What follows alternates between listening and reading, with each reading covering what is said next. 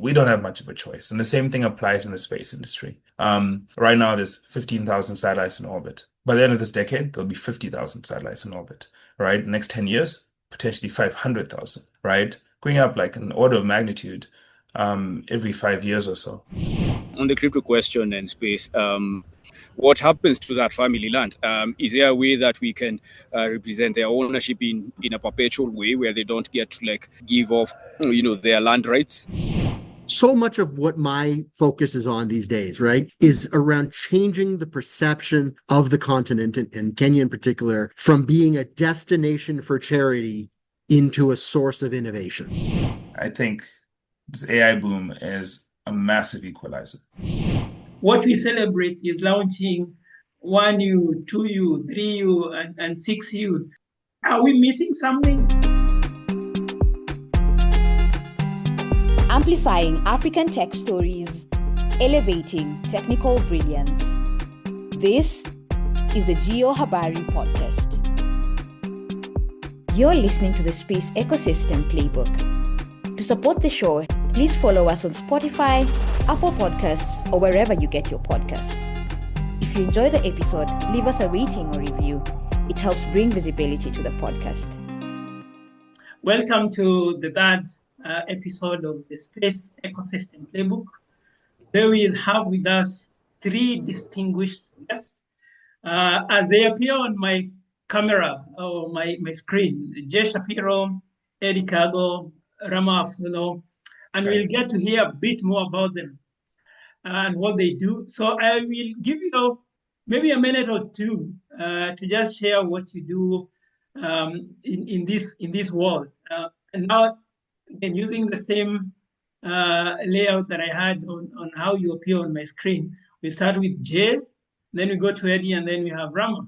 1 or 2 minutes to share what you are and what you currently are involved in.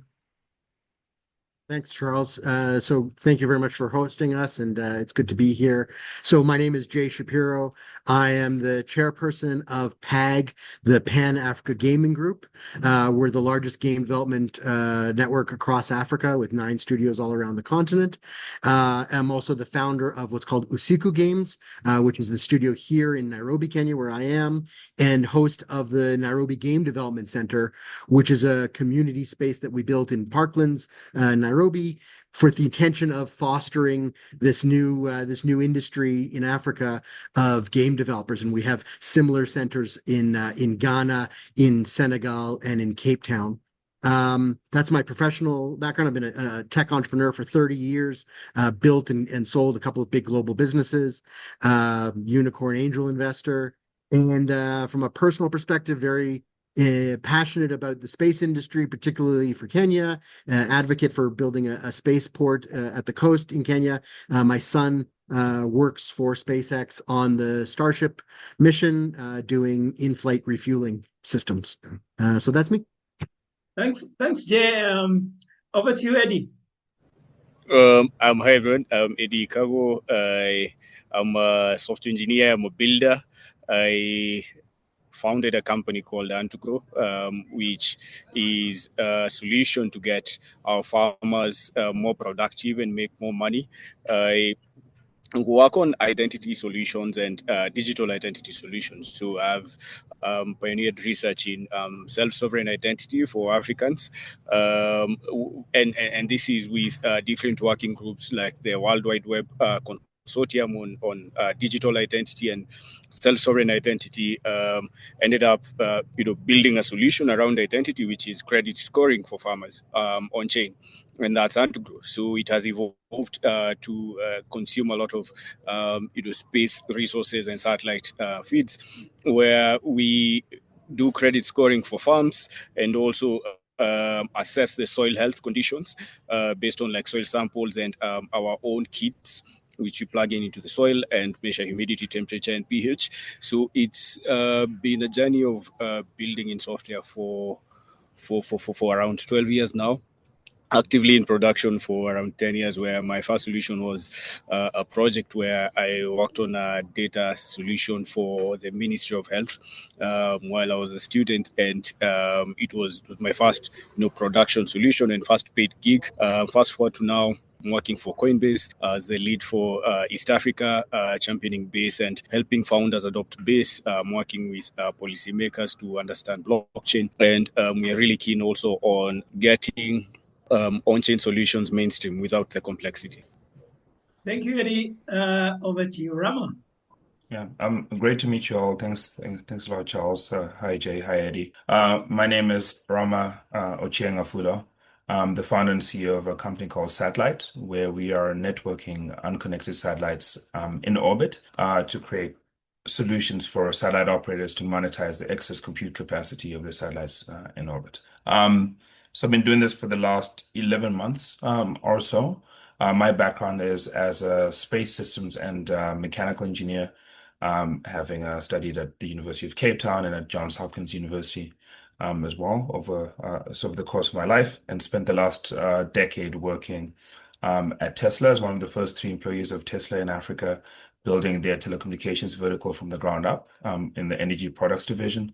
At Google, working across Google Ads, cloud computing as a cloud architect, and at their startups and artificial intelligence department as well, working with the VC and startup ecosystem, and finally working at SpaceX as a product manager for Starlink before I left that to start this startup. So it's been a journey. It's been interesting. I've lived in 6 countries throughout the course of my life. I left Kenya at an early stage in my life, and lived in Botswana and South Africa, and then lived in the Netherlands, Ireland, and finally now I've been in the US. I'm in Silicon Valley and lived here over the last 4 years or so between Silicon Valley and Los Angeles during my stint at SpaceX. So happy to be here, very passionate about the space industry in particular, and building something useful here, particularly to put Africa on the map when it comes to the space industry, because if we let this opportunity pass us, there will be significant problems for the African ecosystem. So that's part of my path. My entire team is African, actually, African American, and we're building something quite unique that could have an indelible impact on the space ecosystem and create room for interoperability there. So good to meet you all. Thank you, Rama. And again, I know most of the audience will be wondering what has blockchain has to do. Of course, Rama, working in the space industry then, but we're trying to look at the dynamics of how different industries contribute to the conversations and how we can have spinning and spin out into the different technologies. And maybe we'll get back to Rama, because you seem to have worked in all the blue chip companies that most of the young folks would really want to get into. And then you're jumping ship into something else that is unknown, and whereas we have quite a number of the known. But I wanted to go back to Jay. You talked about the gaming industry. How big is that industry?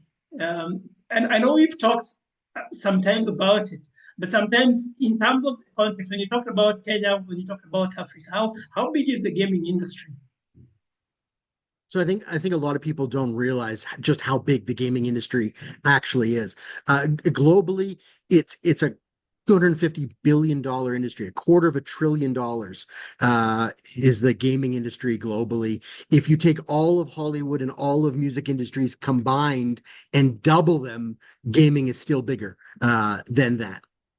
When you talk about Africa in particular, there really has been no industry. 10 years ago, it was zero, literally, on the continent. However, just through sheer demographics, the billion youth that we have on the continent, the 600 million internet-connected smartphones that we already have on the continent. So we have more smartphones than all of the US, Canada, Mexico combined, and it's still growing at 20% compound year over year, whereas the US is growing at 2%. So based on that, the numbers are all pointing towards Africa becoming the number 3 market globally for mobile games.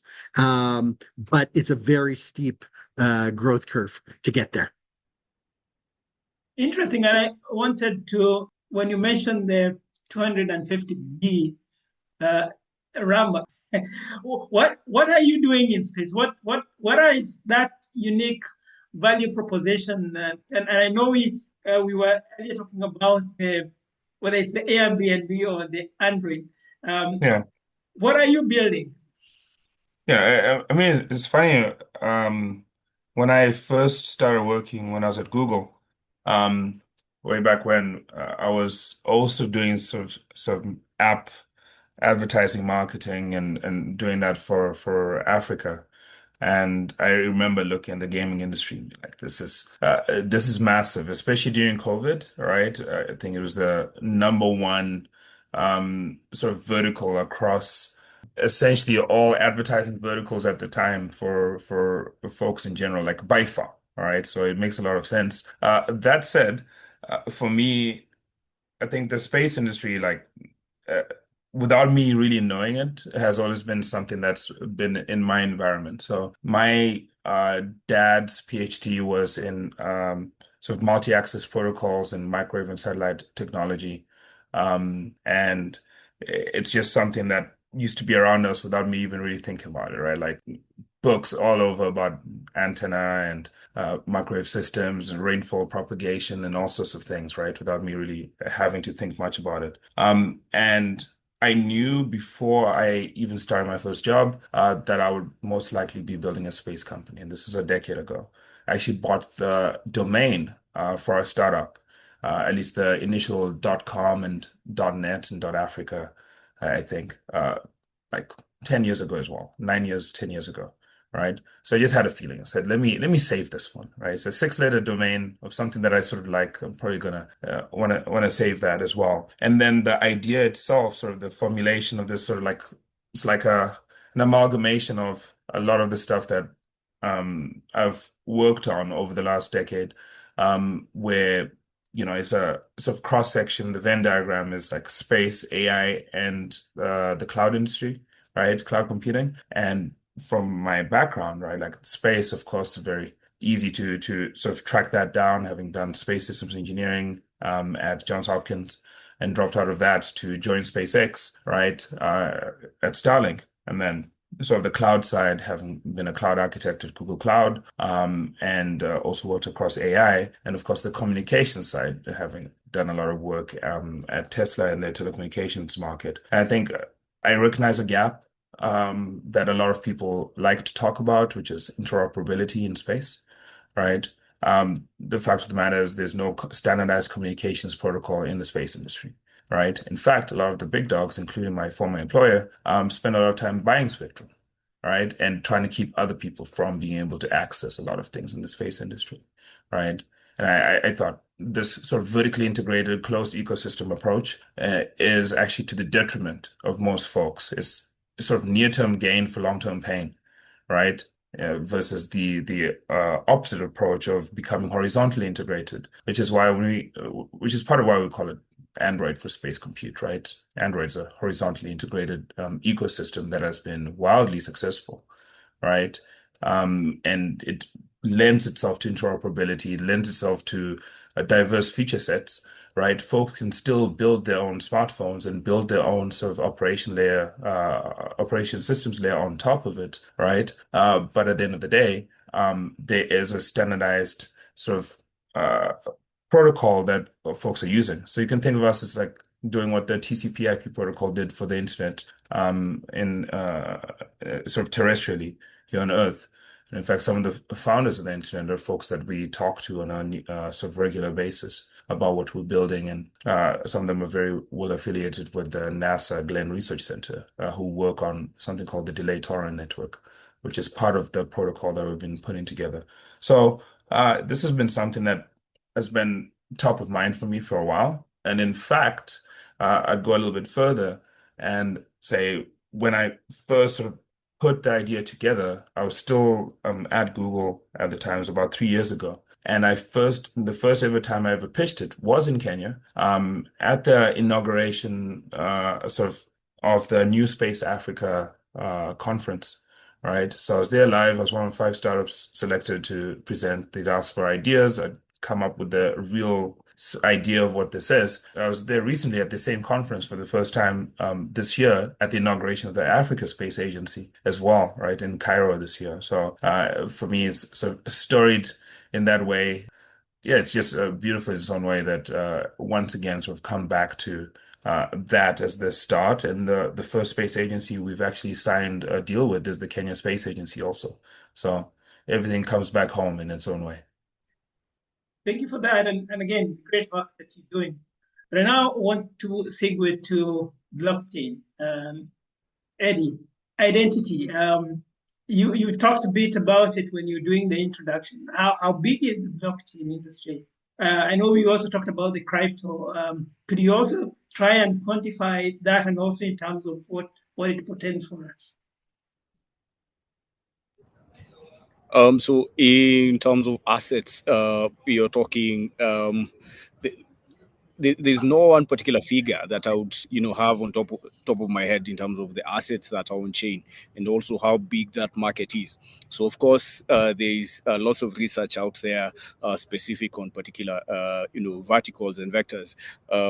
But my interest in identities really was we were mostly doing a lot of finance stuff, and a lot of payments, and a lot of on-ramping, off-ramping, and we aren't really paying attention to the infrastructure that gets to support all these projects.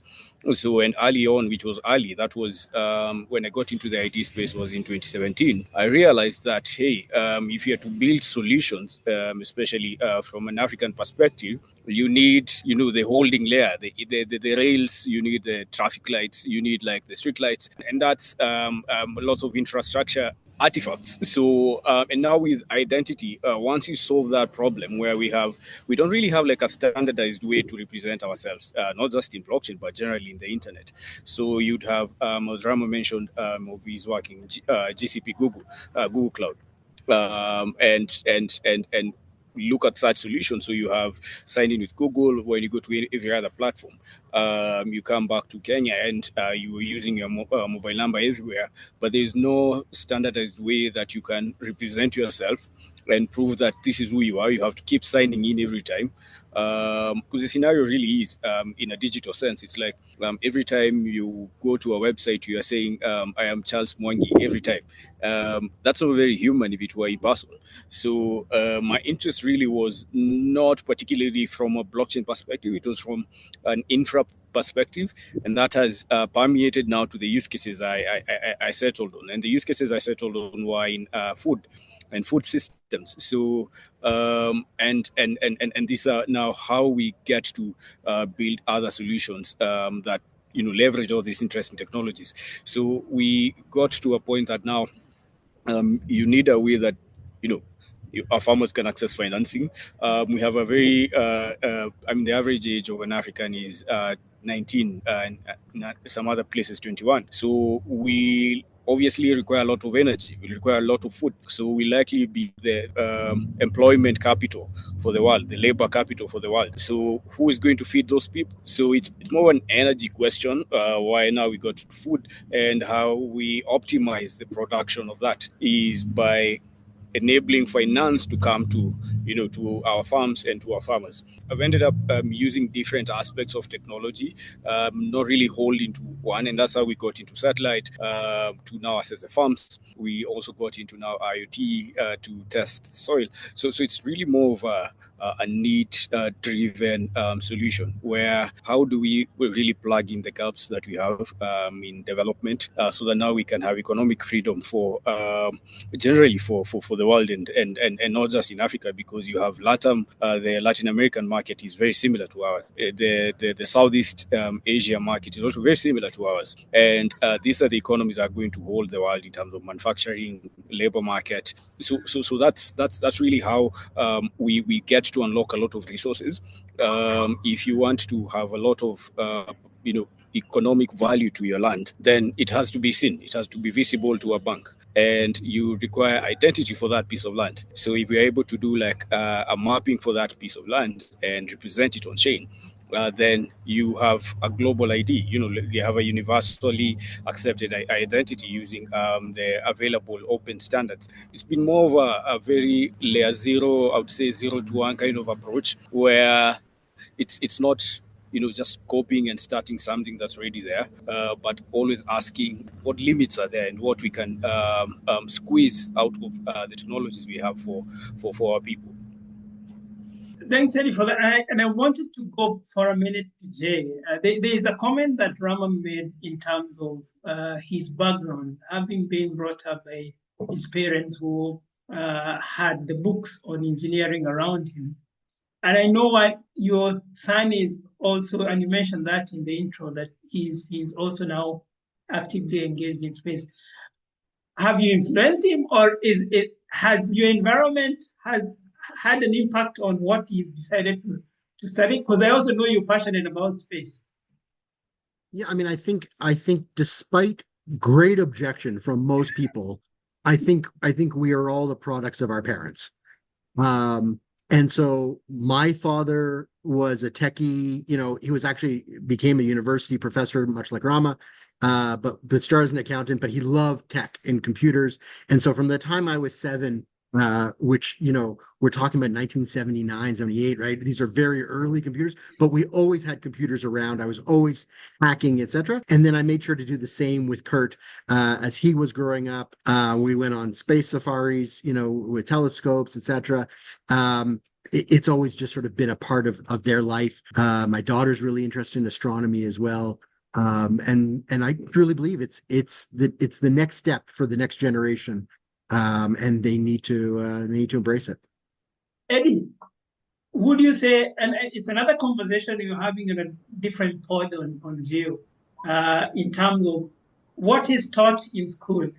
I know you've done quite a bit on the innovations pieces. Was it self-taught? Was it learned from school? I think it's curiosity, and I was lucky towards the end of, not just towards the end, actually, maybe towards the end, and also from the beginning of my education. So from a home perspective, I was highly encouraged to test out things and try out things with no punishment about testing things and experimenting. And then towards the end of my 844 education system, I was advised by one of my mentors that, hey, you shouldn't kill that inner child, because once we are done with the whole system, we get into this adult mode and just want to follow the same roads that have been created. For me, really, it has been a lot of curiosity, but then in our system, as we see normally, and I wouldn't blame the education system entirely. It's a result of a skewed capitalism structure, where the incentives are not well communicated in terms of what is possible. So, because if you ask the educators and people who are doing pedagogy design, they at most times I would dare say they have a lot of good interest in why they are designing things the way they are. And of course, in our settings, in an African perspective, if they change much of the education system, then so many things can break. So of course, I would say I've been fortunate to have been in the right spaces, the right environments to still nurture the creativity and the innovation. But having such spaces would help. So, of course, we have innovation hubs today, but I would think having a hybrid program where not really what countries like the US have gifted programs, but really having a hybrid program that encourages. So think Montessori for adults, or Montessori for pre-adults.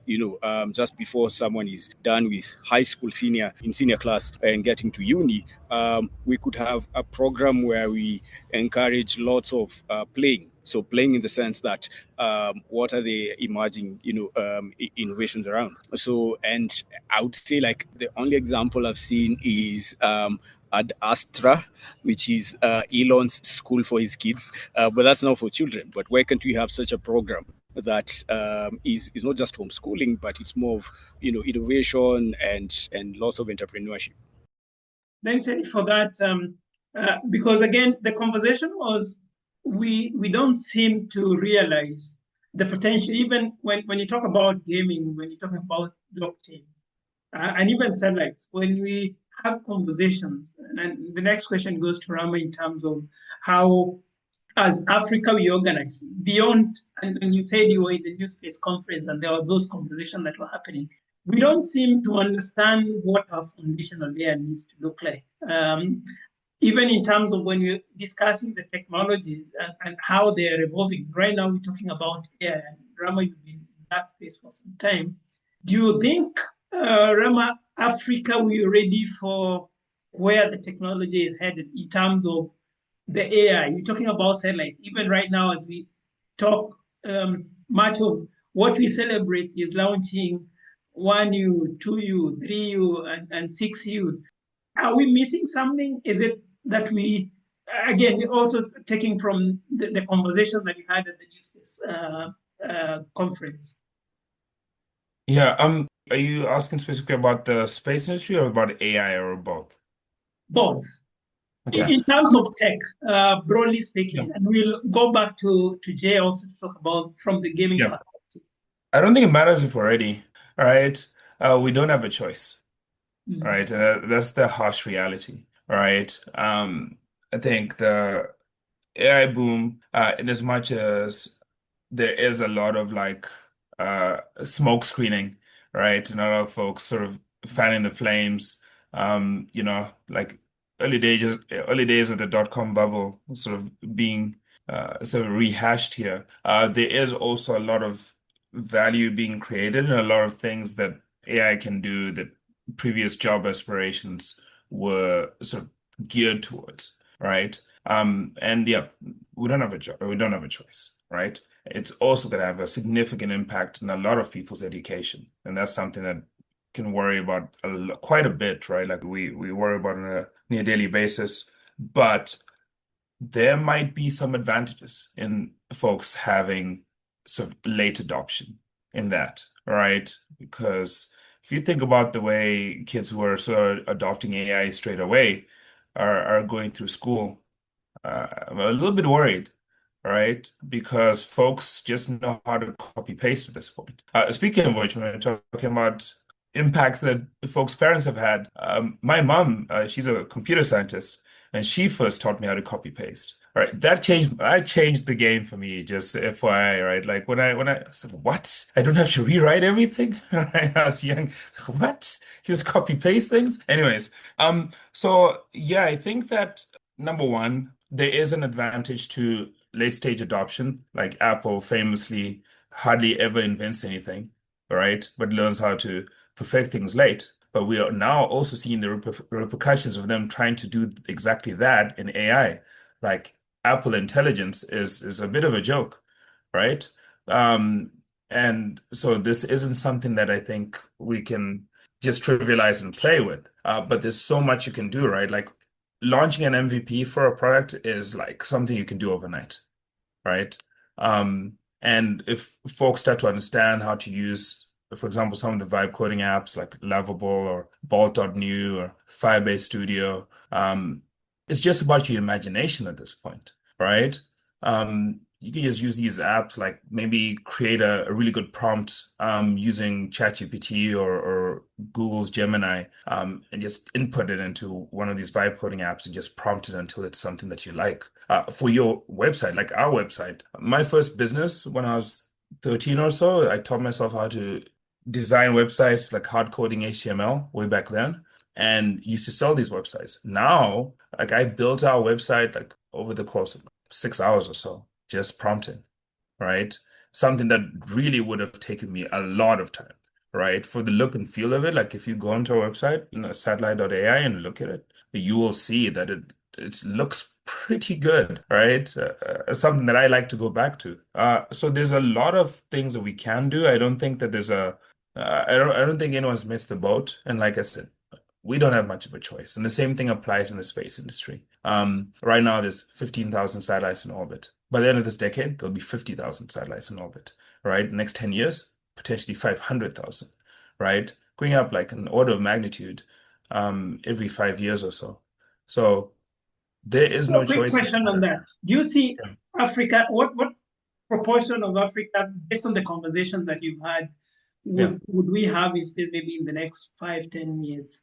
Yeah, I'd say about right now about 40% of African states have their own satellites in orbit, right? And like Jay mentioned as well, like there's lots of plans to create spaceports all over in Malindi in Kenya, right? So resuscitate some of the spaceports that were sort of made in conjunction with the Italian government. In South Africa, there's a few plans there. I believe Ethiopia or Somalia, sorry, has some plans.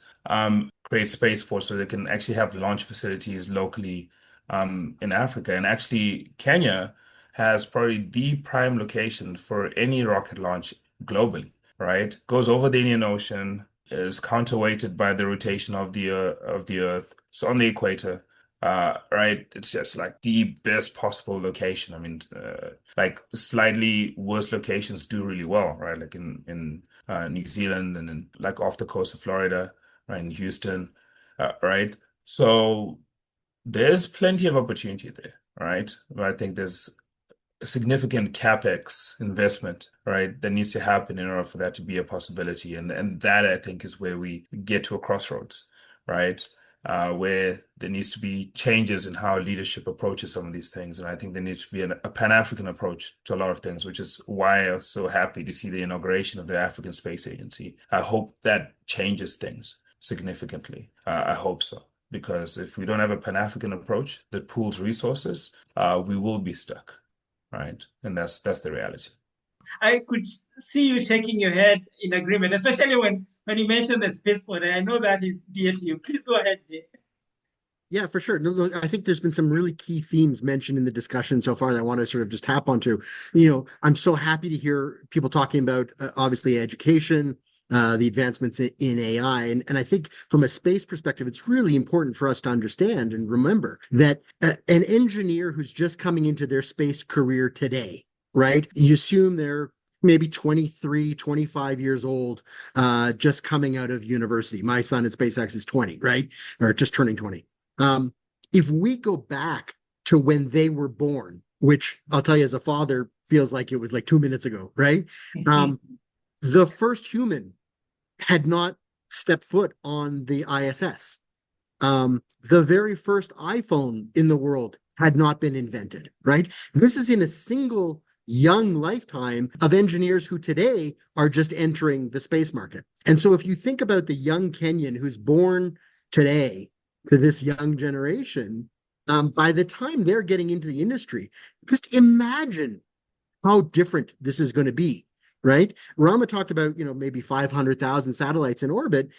Absolutely. But, if you think about just, for example, you mentioned LA, before in Los Angeles or even in Kenya, there's probably more than 50,000 cars in that city already. We'll take those cars, the size of about a car, and put them up 400 kilometers in space where it's a much larger area. It's not a lot, right? We have much more than that densely packed into our cities. And so it feels like a huge number, but it's also a huge space, right?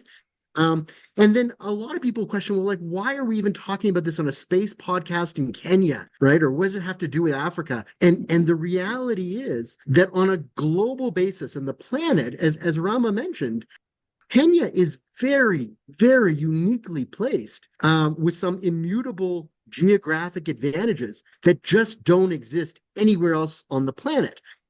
Where we do have an ocean to the east, we are at the equator. In the case of Lamu, we have a deep sea port for bringing in material and satellites. We have an international airport already with a long runway where flights are coming in and out. It's relatively stable from a political perspective with rule of law. We have good universities. We have a really well-educated young population. So, like, there are some advantages that Kenya has from that perspective that are just cannot be replicated anywhere on the planet.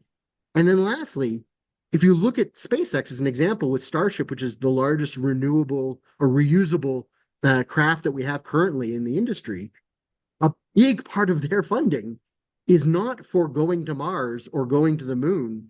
It's for going to other places on the planet for point-to-point defense shipping anywhere on the planet within 90 minutes.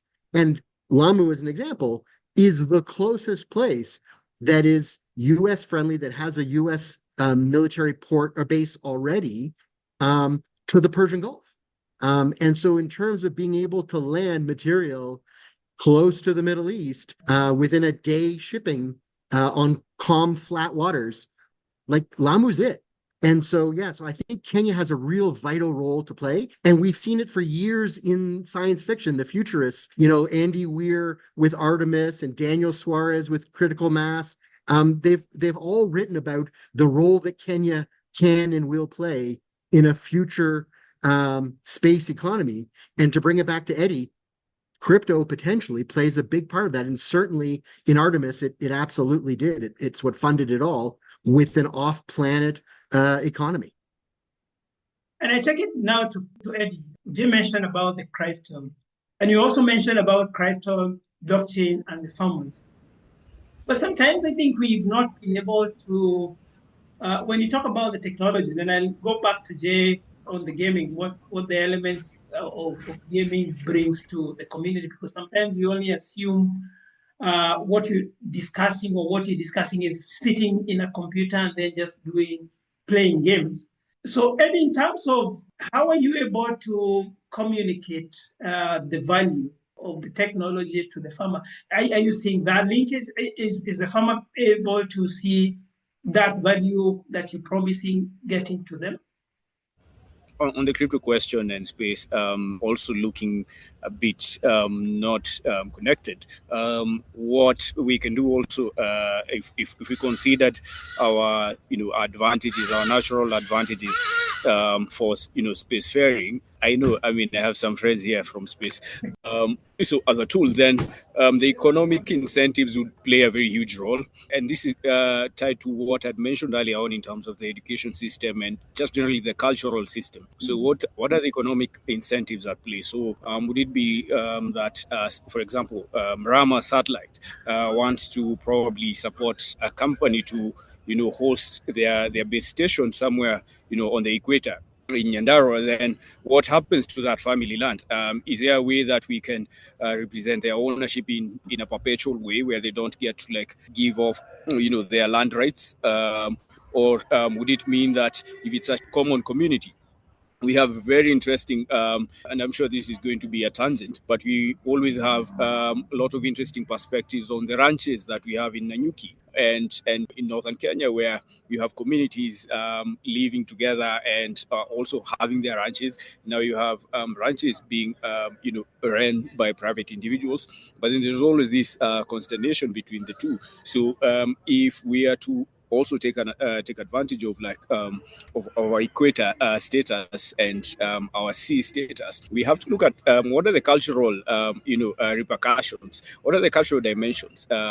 We're going to do this with humans. So if you're looking at Lamu, what's going to happen there? So from a money perspective, and with crypto, then you could easily represent ownership in a way that you can't deny the ownership. And I sort of forgot what you had mentioned, Charles, on the question, but I just wanted to comment on that. I was looking at the interlinkage between, sometimes we talk about very technical things. We talk about blockchain, and I wanted you to tie to how you're able to de-risk farming, the history, how you're able to tie. And again, you also had brought the element of how then you're also able to use satellite imagery, that component. But now, how do you then build a history, and how relevant, how important is that for a farm? So for us, it starts with a very simple interface that we have built, where, think of it as search for the web, but now search for your land and for the geo conditions of what you can grow and what you are growing, and whether they're the best crops for your particular location, and also for the finances you have. So we've built a calculator. We think of it as a calculator, but it's more of an advisory tool that prints out a report which a farmer can now use to track the history of their farm. So we've distilled all of this into a simple report which they can download and which they also receive on their SMS. And this involves suitability of your soils without all the complexity of vegetation indices or or moisture indices. And then when you come out from a financial perspective, what this measures up to in terms of how much money you might need to deploy. And the other part that from our early days, we were keen about was it's easy, for example, to create a weather app and say it's going to rain, or it's 23 degrees. But what does that really mean in production in agriculture? So does it mean that I dry out my crops? Or my harvested maize, or does it mean that I need to prepare my land? Does it mean this is the optimal time to apply my fertilizer? So for us, really is distilling all that complexity into simple interfaces. So and at times we forget that paper is also an interface. So if this particular farmer can print out this PDF, which we're given an option to generate, then they're able to interact with our technology, and that's JS referencing, where we're consuming Google Earth Engine. We publish their content in an anonymous way on chain, where they would see their own chain ID on this document. So and I would say it's been learning by baptism by fire, because initially we thought we are supposed to do like an ERP for cooperatives, which we did. We did a very good system. We had some cooperatives on boarding, but we didn't have retention, and we had to learn the hard way. Cut things, reduce things in terms of the features, to the point where now we communicate very simply with our tools. And there's also a human component, which I'm still emphasizing on. So where we work with agronomists, trained agronomists to do the interpretation. And still, since we're still early stage, what we will be doing in terms of expansion will be engaging the youths who are already trained in agronomy in our technical colleges, who will be our extension officers we onboard on the platform as think of it since you're mentioning Airbnb, so think of it as contract drivers for Uber or houses on Airbnb, but now for extension officers, where I would easily now get guys getting employed and giving advisory. So I would say all this is also coming from listening to our farmers and to our target audience. Overall, it's been a challenge of all the fancy stuff we know and we are taught, and what is really needed, especially in our market, and because they're the guys who pay. They're essentially our bosses. Thanks for clarifying that. And I want to go to Rama. Given that you're working on frontier technology, and I know you've been actively raising funds, and I wanted you to compare in terms of our market here, and also now how in most of the developed world, giving the example of the US, do we have proper mechanism for fundraising? Is it that we don't have good ideas? Is it that our structures are not in place? Or is it that we do not want to devote resources? You talked about funding that would need to go to the infrastructure. Is it that we don't have money here, or is it that our structures are disorganized? Before I go to Jay. I mean, it sort of helps living in a country where there's sort of the de facto fiat trading currency, right? I think there's a significant, the question is like colonization, when we look at what the power structures that be sort of dictate, then also there's I think a significant cultural difference in the US versus basically anywhere else when it comes to funding, right? When it comes to funding startups, like betting on folks who have no idea what direction they're going, right? Have no business plan. It's like some undergrad student with a pitch deck, some 19-year-old can like raise a couple million to go and try out an idea. And if it fails, people are like, oh, well, wow, you've learned something, right? And if it succeeds, people are even more excited. Like, see, we should bet on more of these kids, right? Like that's I think some of the culture in the US. I think that's what I do enjoy about it, right? I did have the experience of attempting to fundraise for like my first startup, fresh out of university when I was in South Africa, and I had a lot of conversations with folks where they say, "Oh, well, you're the best pitch we've seen like this year. but also, we won't be funding you because of A, B, C. It was usually some like nonsensical reason. You still get that here in the States. There's still a lot of investors who are fishing, who just want to remain, who want to appear active, right? But just want to invest in like someone that they know already or whatever. But I'd say there's a bigger chance of someone just like taking a bet on you in a big way, right? Here than basically anywhere else in the world, right? Like Europe is the same way, very conservative in their approach to funding startups and starting a startup. I mean, I incorporated my startup in the Uber ride home right after I left SpaceX on my final day on 9th of July last year. And by that evening, the incorporation was done, right?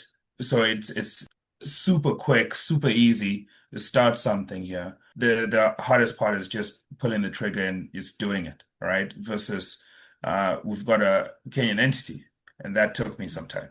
Right. So there's differences in the approach. Now in the fundraising, I wouldn't say I'm actively fundraising. I mean, we raised our pre-seed round super quickly. And I was thankful for that because a lot of people struggle. And this was like, I mean, August last year was really tough, like globally for fundraising, one of the worst years in the last decade, right? And one of the worst times. Q3 last year was one of the worst times in the last decade to fundraise, and we're still able to do it. And that I think I was really thankful for. Like there were some relationships that I built, and there's some folks willing to take a chance, take a bet on us. I like to think that that'll pay off for them as well, handsomely, right? But that once again, for the amount we were able to raise, that doesn't quite happen as easily almost anywhere else. That said, like once again, I think this AI boom is a massive equalizer. What you can do with finite resources now, right? I think it's just about folks finding out about it. It's just about folks getting to know how to use a lot of these tools, right? And that makes a massive difference. Like, if you want to build a fintech startup, okay, cool. Well, here's your MVP overnight, right? So I think the game's been changed significantly. So maybe fundraising is not necessarily the path to go in, right? If vibe coding was where it's at right now, when I had started, and this is just a year ago, right? Maybe I'd have taken a slightly different approach, right? Maybe I'd have stayed in an organization and built this thing out and gotten the customers first, and figured out a sort of a software first solution now. And there's nothing quite like going full time, but I think that changes how you approach things as well, right? Great. Jay, I think I have a number of questions that I would pose, but there's an element that Rama mentioned about trust. Given that you indicated that you're incubating and you're hosting teams there, can you talk to that, and also in terms of the funding, especially from a Kenyan perspective? Are we investing in tech? And how is trust important in those conversations? It's a much bigger question than what we can probably do in a 1-hour podcast, I think. But it's a really, really important one, So much of what my focus is on these days, right, is around changing the perception of the continent, and Kenya in particular, from being a destination for charity into a source of innovation, and changing that mindset amongst the global partners and investors are really around the world. And I think as an entrepreneur on the continent, I'm so jealous of what Rama has been able to do in terms of incorporating in overnight, and you start up your website and you sign an office and all that, because it's so hard in Kenya. And frankly, the government here has an adversarial role towards entrepreneurs, despite all of the hype around, oh, we need more startups, we need more entrepreneurs, we need more innovation, and the Kenya Innovation Conference and all that kind of thing. But the reality is, try and get a work permit in Kenya, right? I lived in Singapore for 13 years. They proactively would contact you to offer you permanent residency if they thought you were someone that was valuable to the country, right? In Kenya, unless you pay, and I mean pay, it takes years, if at all. However, it is still absolutely a massive source of innovation and rapid iteration in a way that does not exist anywhere else on the planet. And I've lived all around the world. There is nowhere on earth that I would rather be today than Nairobi. And to put that into like some quantified numbers, Rama mentioned it was the funding winter that happened last year globally, which is absolutely true. But to put in context, in the first 5 months of this year, from January to May, across Africa, over $1 billion was raised. That's up 40% over last year, which was 750 million for the time. In May alone, last month, 36 startups across the continent got funded with $100,000 or more, totaling $250 million, which is up 23% over last year. So money is flowing into the continent. And I'll tell you, as an entrepreneur who's done fundraising here, it's bloody hard to get it, but it is absolutely happening.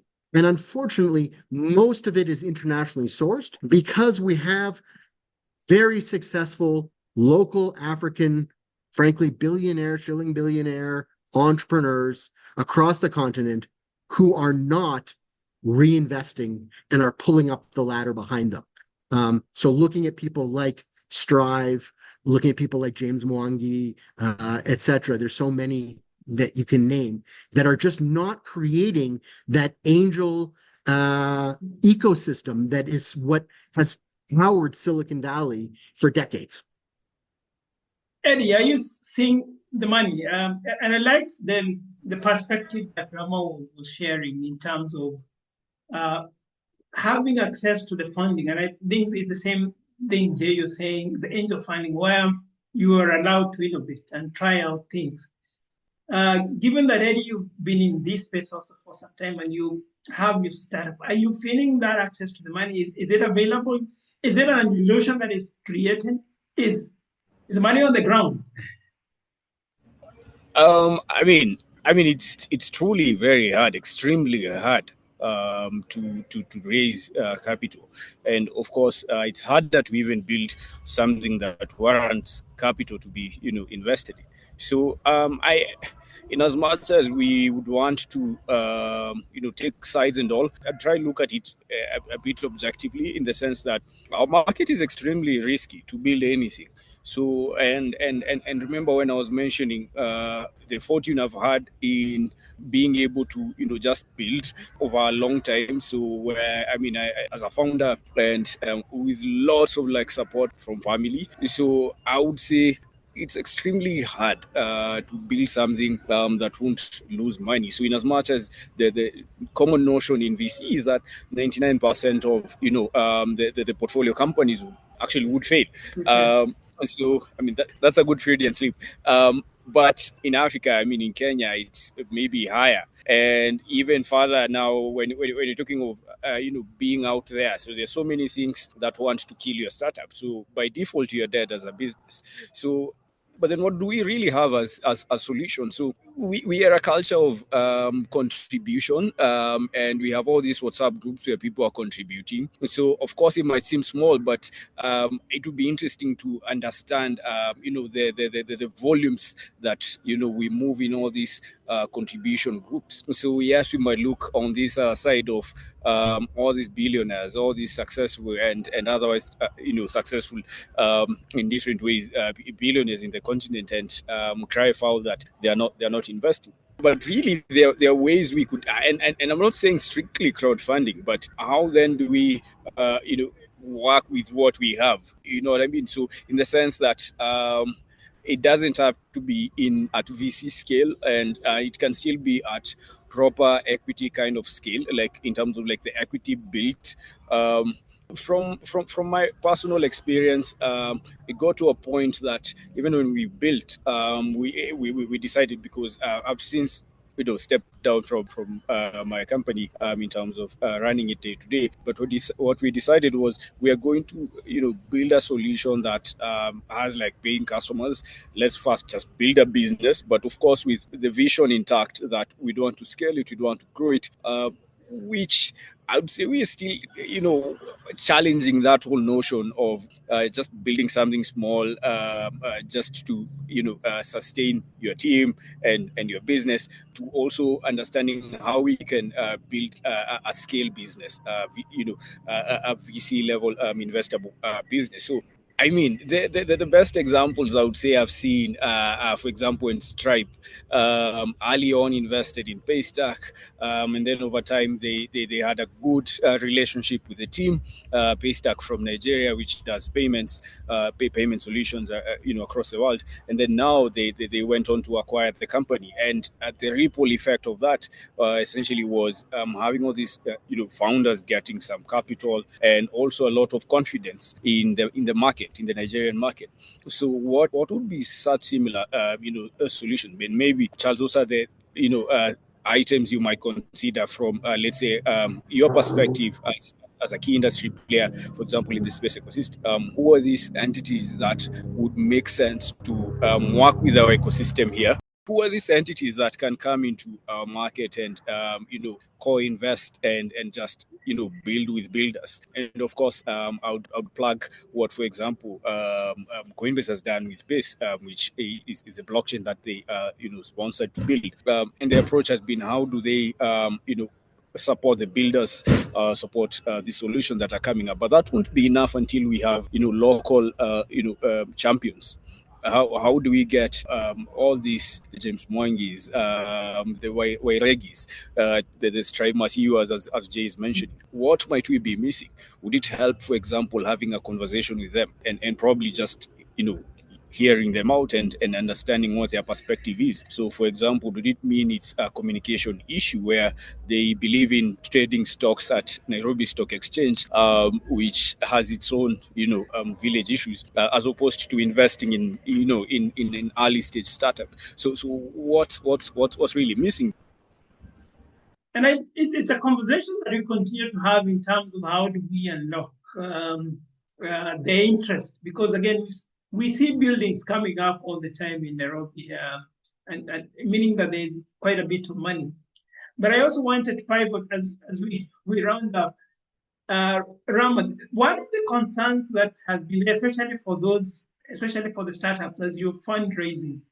And I had that also. I think it was, of course, there was a Steve Jobs scenario where he got kicked out of his own company, and then there was a scenario where Mark Zuckerberg was saying that he had to develop a mechanism where he has to ring fence so that now he's again doesn't get thrown. How big of a risk is fundraising for someone who's setting up a company? Is that a concern? Let's hope none of my future investors watch this part. Right. I'm a solo founder. Right. And firstly, that is not highly encouraged. Even here in the US, right? It's not really encouraged to be a solo founder. It's a lonely path, right? And I think with that as well comes a lot of decision making that I think a lot of people might not necessarily be comfortable with doing on their own, right? And one of those is the decision to raise funds, right? On the other hand, though, as a solo founder, I get to have a lot more, I have a lot more space to bring in as many VCs as I want to because I get to own much more of my company, right? I've got a bigger piece of the pie, right? And I can distribute things a lot better, right? So for me, I think that has been a blessing by itself, right? I don't necessarily have to have the sort of tightest reins on the equity amount that I'm giving away, but I also haven't given away that much, right? At least just compared to what a lot of folks do. Like if you're dividing the pie between yourself and your co-founders, and then you're dividing the pie with each round that you've raised, and then if you end up taking sort of the Y Combinator or like whichever sort of path where you end up diluting yourself even more, and you're raising through safes for people who don't know safes, so simple agreements for future equity, right? It's a Y Combinator created pathway for raising money without ever having to price your round. You end up diluting yourself a lot more than you'd expect, right? That said, And just with that as well, there are a lot of investors who do have their own, I wouldn't say necessarily nefarious, although in some cases it can be, but they've got their own thought processes about how they will make their money. And it's not necessarily about your business becoming successful, right? It's not always the case that that's how they're going to make the money, right? And so they might not necessarily have the best interest of your business at heart. So I would recommend to any entrepreneur to read a book called The Founder's Dilemmas, right? It was actually shared with me by a Kenyan guy. I forget his name right now, but he told me if he had read this book, he would have still had some semblance of control or equity within a company that he had co-founded that ended up being worth hundreds of millions of dollars, right? In the cloud computing space. And reading that book has already had a significant impact in the structure of my business in terms of how I go about looking at how we move things forward.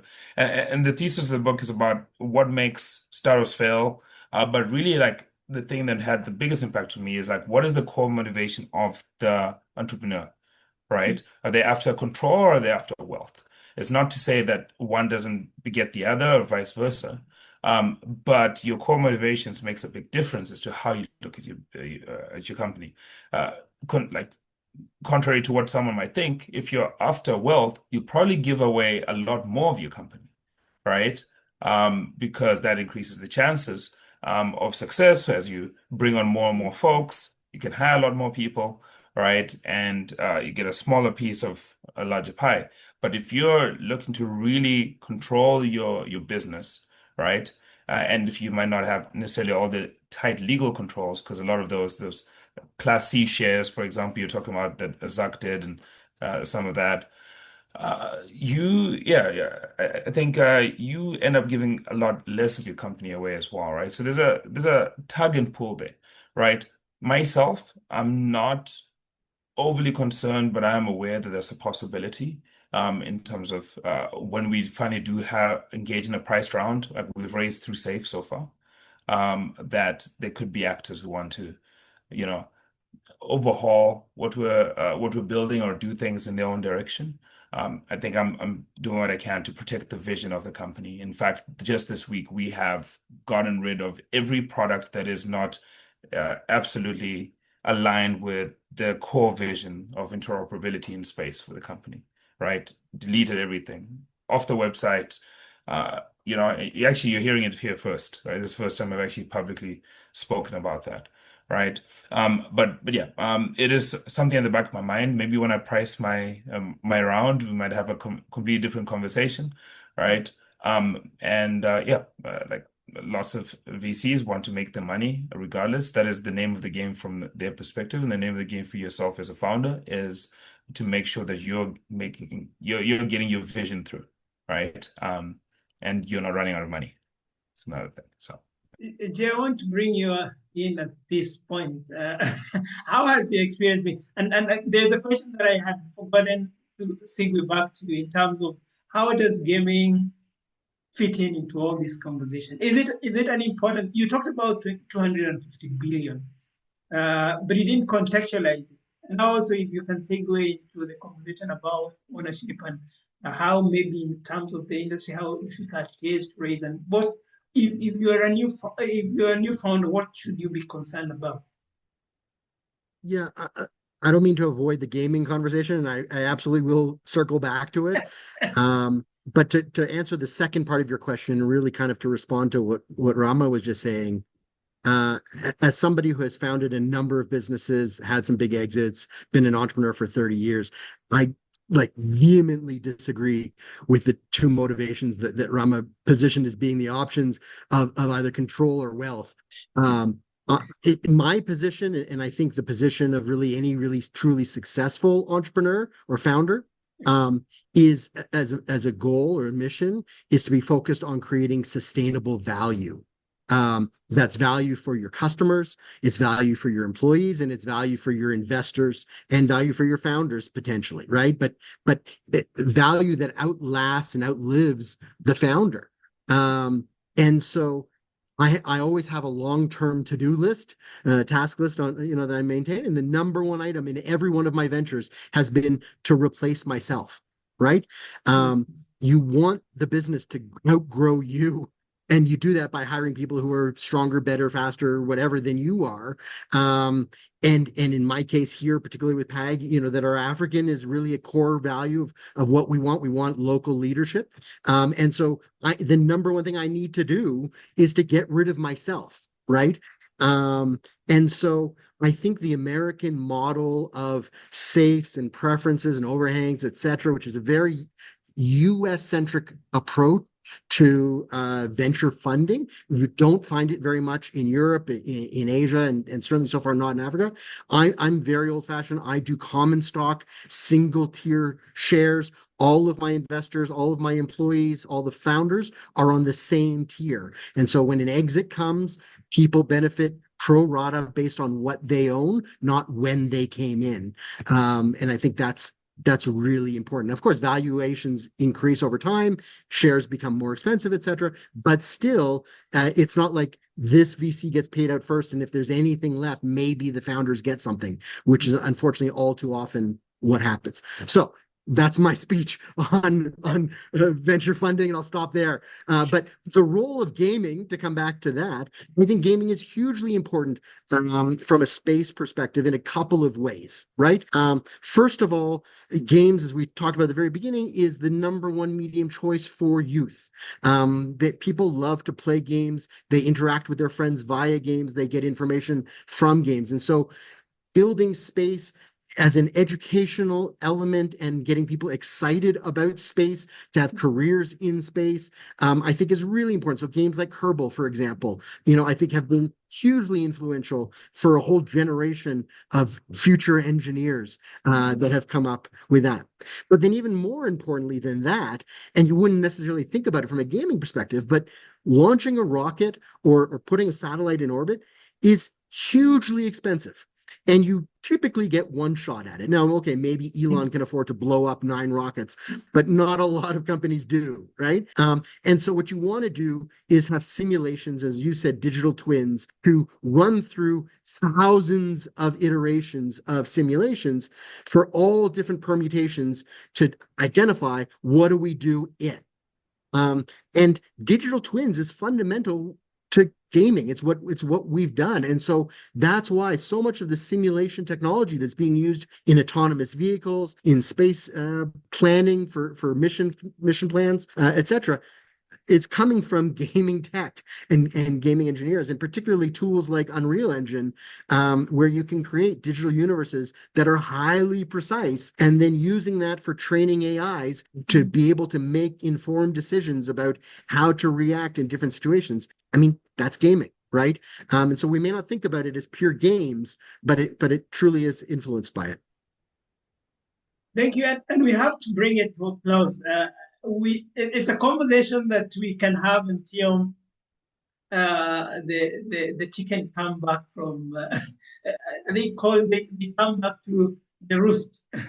But again, one of the conversations that we've been having is, and I mentioned that earlier, is how do we see the convergence of technology?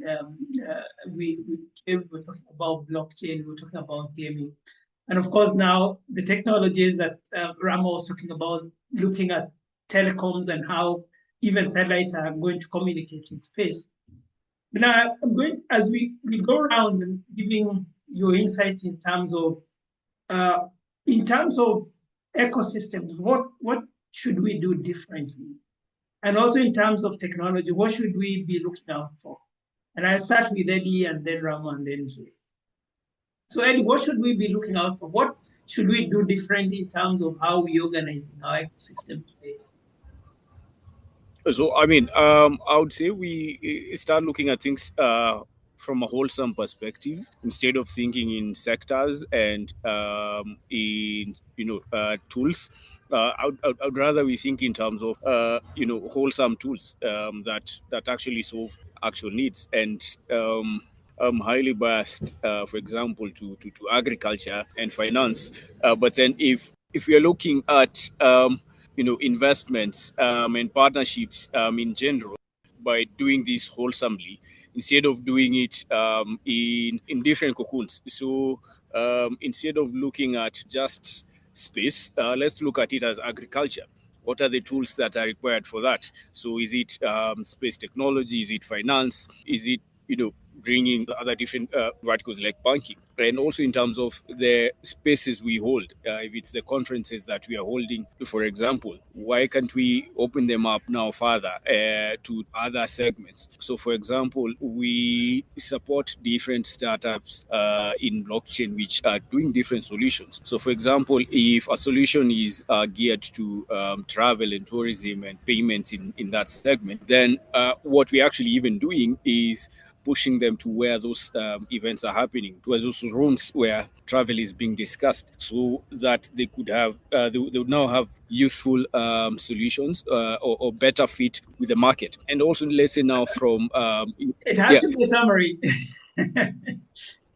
Okay. In summary, so in summary, it let's not do piecemeal. Let's just do wholesome solutions.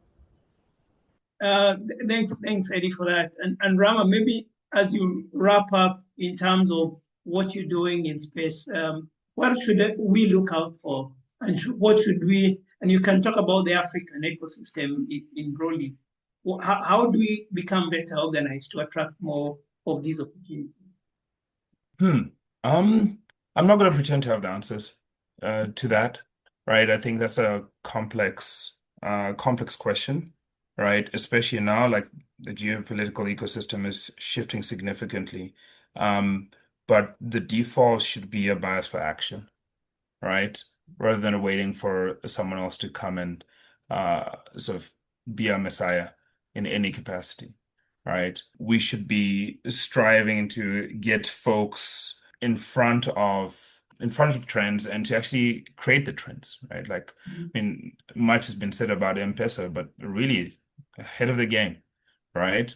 And we should be seeing a lot more innovations like that that sort of change the game in various industries and not just fintech, right? And I think that's also the other bias. Like we see something work and we're like, okay, well, Africa is now fintech land, right? Which is great in its own way, right? But there's also a lot of people with interest everywhere, right? So hopefully folks do a real in-depth analysis of what their core motivations are, which is what I was alluding to in my previous response, and try something and build something, right? Like building out the ecosystem can be one thing, right? And that can be super helpful. Like, for example, I got to go for this trip in 2017 to Mauritius and was sponsored by the Space Generation Advisory Council.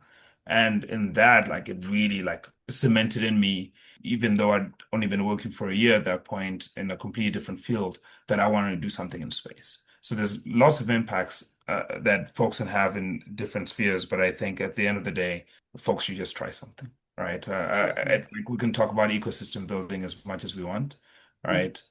But someone needs to just go out there and do it. And when people are hearing about ecosystem building, if you're a person who likes to build ecosystems, then your job then should be to go out there and try to build that out, right? And I just hope that's what resonates with folks. Like, just get things done, please. Thanks.